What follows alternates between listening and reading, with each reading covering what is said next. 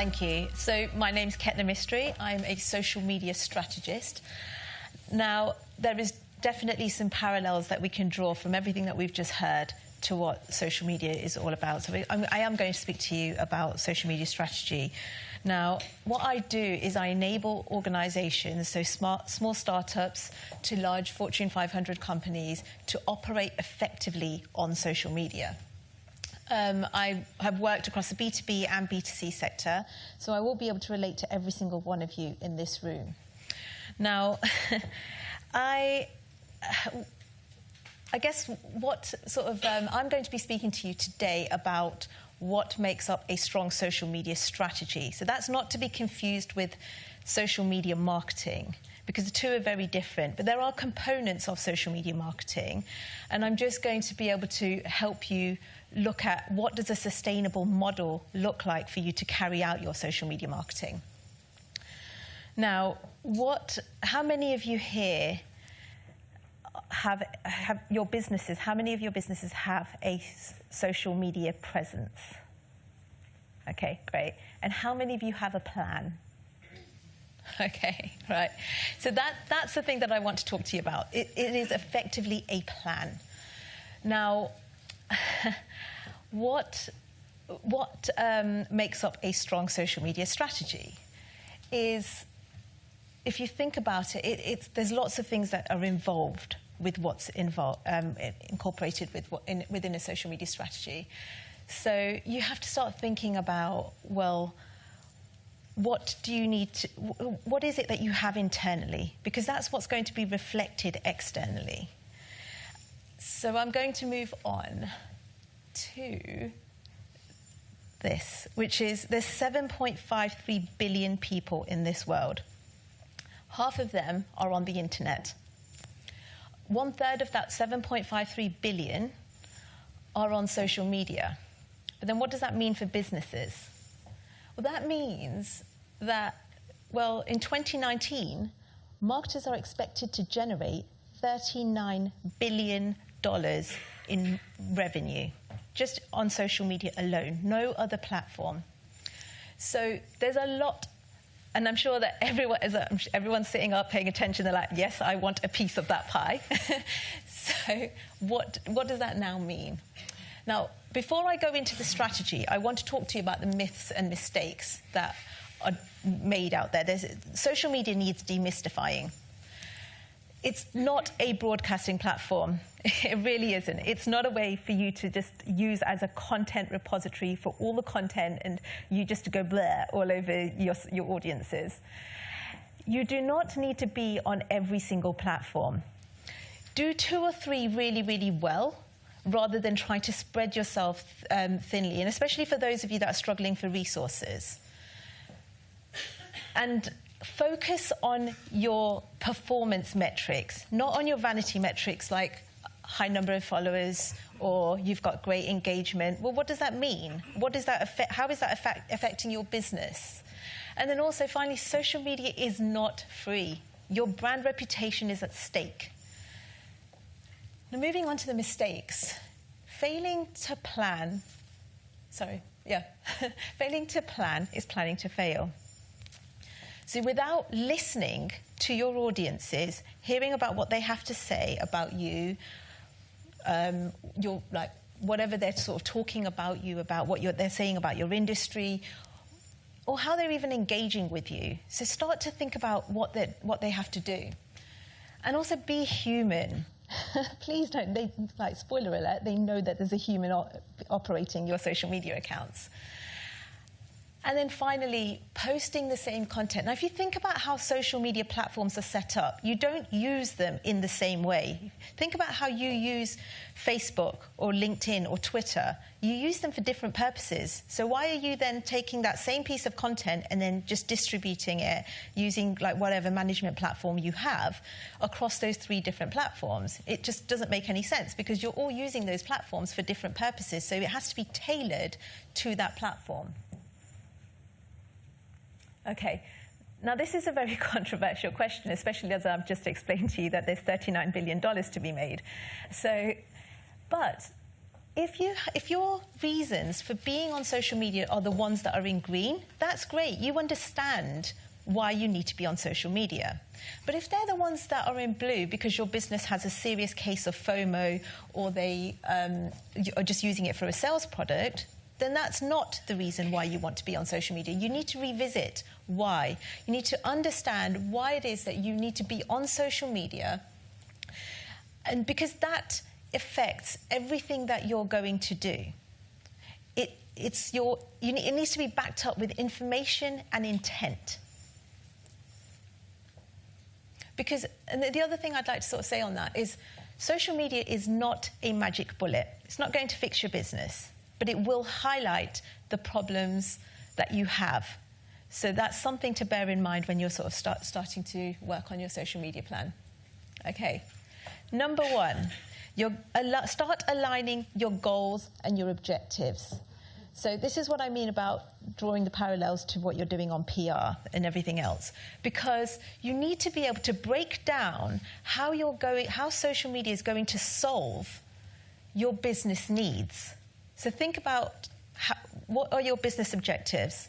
Now start to align what that means to social media. How is social media going to solve whatever you're trying to solve? Once you have that aligned, you can then start to think about your KPIs. How is this going to be measured?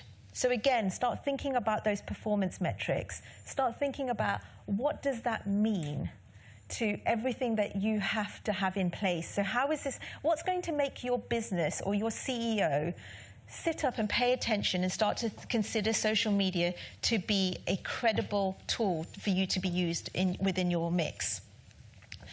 And then finally, when you're thinking about your goals and objectives, don't forget your audiences. Like, one of my favorite quotes is, what is a social media strategy? A strategy is remembering your goals whilst respecting your audiences. So how does your brand want to be perceived on social media by your audiences? And that's what you always have to have in mind. So always bring it back to the customer. Here's an example of how you can break this down. So you think about it, you have your goals and your objectives for your company. So whether they're your business goals, your marketing goals, whatever they may be, this is how social media is going to deliver that. And this is then the business impact of what it is that you're going to be able to deliver. So try to monetize this as much as you possibly can. And it's not necessarily just money, like what you're generating. It could be that you're saving money for the business. So if you are, try to put that into terms that your business will then start to understand. Okay, now purpose and intention is definitely one of the key things that you need to have. So if you think about your goals, you're going to have your goals, but then why does every single one of your platforms exist in the first place? What is the intention behind it? So do this exercise by answering these 3 questions for whether it's your Facebook account, whether it's your LinkedIn, your Twitter. You need to understand why they exist. And then your business needs to understand why they exist. Because if your business doesn't understand, then they're never going to be able to help you to take this forward. Okay, so social media is so the governance piece on this, it is like visiting the dentist. No one ever wants to go, but you know you need to. It's necessary. Well, governance, no matter which industry you're in, no matter whether you're B2B, B2C, it applies to everyone. It's so important. Like, I find this one of the least spoken about areas, yet one of the most important. Do an audit. Understand your landscape. Understand the marketplace in which you're working within. Put some policies in place. You need to understand, but your employees need to understand the parameters in which they can operate within. And it doesn't need to be complicated. It just needs to be in simple English so that everyone adopts this. And it needs to be no more than 2 or 3 pages long. But all people are looking for is the do's and don'ts of social media so that they can fully understand how this works. Guidelines need to be in place in order for you to have your professional persona delivered. So you have this level of consistency no matter your business has level of consistency, no matter who is operating that social media account. Your training and education. Now, that's an interesting one because you need to bring every one of your employees on the same viewing plane as you. They need to understand and see social media exactly how you do. And the only way you're going to do that is through training and education. And then finally, identifying processes. Now, I'm not saying go process crazy, but it's there because you want to design this to alleviate pressure. So start to think about, where do you spend most of your time? Where are you sort of troubleshooting the most? What are you doing? That's where you need to start to implement processes to reduce some of that pressure. Okay, then you do... Now, what are the benefits of monitoring or even just carrying out some basic research or listening? You understand what people are saying about your brand.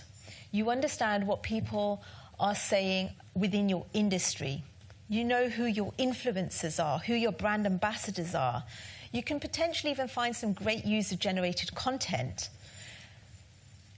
There's so much that you could do. There's also crisis management. So if you don't already have a crisis management process in place, your social listening should be incorporated as part of that. So there's lots to be done. A lot of this is around discovery. You want to be able to understand where your audiences are, and then how can you start to have that feed through into your activity. Okay, now target audience. Now this is an interesting one because not many people know who their target audience is on social media, because you want to know who are your audiences. And what are they doing? What action do you're almost sort of like preempting this. What action do you then want them to take? So start off by looking at your existing community. All of the social platforms have some great insight into what you can actually deliver. What you need to do is understand, well, is my target audience who I expect them to be? Because they might not be. So then you need to understand what that gap is between the two so that you can really sort of take that forward. And so you want to be able to understand through like discovery, like look up certain topics, look at industry terms to find out where your target audience resides. What platforms are they on? Which groups are they in? Which influencers are they following? So all of this stuff is going to then help you understand how you can tailor your content to target this audience. Now, here are some motivations behind why people follow brands. Think of why you follow brands on social media. They'll most likely fit into one of these buckets. Understanding this allows you to then create content around what it is that's going to go, how you're going to frame your content to be able to deliver good quality content to target your audience. Your audiences will then feel nurtured as part of that. Okay, now this is content specifically for social media. This is your funnel. Now, you need to create content as part of this funnel. I'm sure many of you have seen this before. But your audiences need to be aware of you. They need to express interest. They need to explore you. And then they're going to decide through your content whether to take action. Now, you need to then create content. And you need to plan your content to fit into every single stage of this funnel. Okay, so here are my top 5 rules for social media. Content is the backbone of social media, so it needs to be good. It has to be, no matter what you produce, whether it's blogs, videos, images, whatever it may be, it has to be exceptional. What I mean by relevancy is, like, we've just finished hearing about the way that newsrooms work. Relevancy in this aspect works the same way. You have to be able to put out relevant content. If you think how newsrooms work, what they do is that even if a journalist has been working on a great piece of content, the editor will say, no, this is no longer relevant, a better story has come in. So relevancy works in the same way, in that you need to be on time with your audiences, because pushing out a piece of content 24 hours later, well, the story's gone. So your readership's gone. So think of it in that way. Consistency is, I guess the best way I can describe this is, if I fed myself a week's worth of food on a Sunday and then starved myself until Saturday, is that enough? Does that work? It's not. Well, social media is the same way. This is what I see time and time again with accounts, where they overload their audiences with content and then they just starve them for ages. So in order for you to have a healthy online presence, you need to be consistent. Your images and your videos, whatever you're creating, any form of assets, needs to be the same. They need to have that recognition with your audiences almost immediately. When they see your content, they're like, right, I understand that this is from this brand. I completely get it. So then you're sort of, you're almost subconsciously trying to sort of engage with, and I'm sure we're going to hear that later on with in the neuroscience talk. And then when I'm talking about position and optimizing your content, think keywords and hashtags.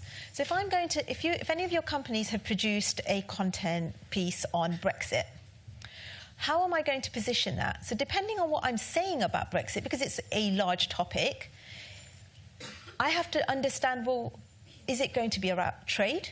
Is it going to be about government? Is it going to be about economy? I then need to find the keywords that are associated with that. And I need to incorporate that within my message. That's what's going to differentiate you from everyone else, because social media is a breeding ground of ineffective messages. So your content needs to stand out, and this is how it's going to do that. And finally, repurposing your content. Everyone knows that, I'm sure every single one of you consumes content in a different way. Some people have preferences for videos, others prefer reading it and absorbing it, and some people just like it in bite-sized chunks. But if you've just spent the last 2 weeks on creating a great video, that's it. It kind of ends there once the video's gone out. Whereas you could take that video, you could turn it into smaller videos. You could write it up as a blog piece. You could turn them into images. You could do so much with it. So repurpose it within an inch of its life to get the most out of it. You want to squeeze it. Okay, and we've just heard about this, the owned and paid model. This is specifically for social media. Now, owned is necessary. It's necessary for when people are looking and researching your brand. So if they've just come across your brand, what's the first thing they're going to do? They're going to check you out. They're going to understand who you are. Are you who you say you are? What kind of content do you have on there? So it's going back to those motivations, because they could be interested. Now, paid is only effective if you know who your target audience is. It's an expensive tool to use otherwise. So don't throw your money away on just trying to do broad advertising, thinking it's a pay-to-play model, because you still need to understand who it is that you're trying to target. Earned is optimal. You really want earned to be the biggest slice within this pie, because earned is, everyone understands that a recommendation or an endorsement from someone is so much more powerful, it's more trusted, it's more credible, it's more authoritative than any form of advertising your brand will ever do. Okay, I looked up the various algorithms that you could possibly find when you're trying to create content, and it's a minefield. I've tried to capture them here, but if you spent all of your time trying to produce content to meet every single one of those pieces of criteria, your content will never leave your desk. It just will never ever leave, it will never ever go anywhere. So what I'm saying is create quality content that is relevant and is timely. So you want to get the right message to the right audiences at the right time. Okay, so not this type of engagement, but engagement on social media. Observe your audiences, their behavior, what they're doing, so that you can start to pick up patterns and trends. Be human, because really no one likes to engage with a corporate robot, because it's just not something you want to do. Converse with your audiences. If they are talking to you, if they are leaving comments on your content, whatever they're doing, interact with it.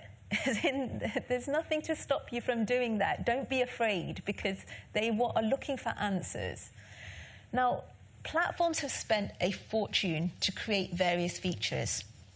And the reason that they have done that is because they're encouraging and they are trying to optimize engagement. So if you think about groups, why do they exist? Because people prefer to speak in smaller forums about a certain subject. Facebook stories, Instagram stories are huge. There's 400 million people that use Instagram stories daily. So how can you leverage that to create engagement? So all of these things exist for exactly that. So try to incorporate that when you're thinking about engaging with your audiences. And then finally, don't be that account that just sits there just throwing out content about themselves rather than trying to understand industry matters. Because otherwise you just look like you don't understand anything about what's going on in the industry and you're just there to talk and promote yourselves. Okay. Now, there are many forms of influencers. These, I would sort of bucket them into these. Now, depending on your goals, so if we go back to your goals and your objectives or whatever the intention is for what you're trying to do on social media, can you activate your employees? Because that's what all of these things are. Have a look at how you can do that. Have a look at how you can incorporate external influences. You don't have to. You can choose one or all of these. The reason why influencers exist is because they're looking for credible, trustworthy advice from their peers. There's lots of research that's been carried out, whether it's been by Nielsen, Adweek. One of them is 76% of people have said that they trust content from normal people. I don't know what normal people are, but they trust content from normal people rather than brands.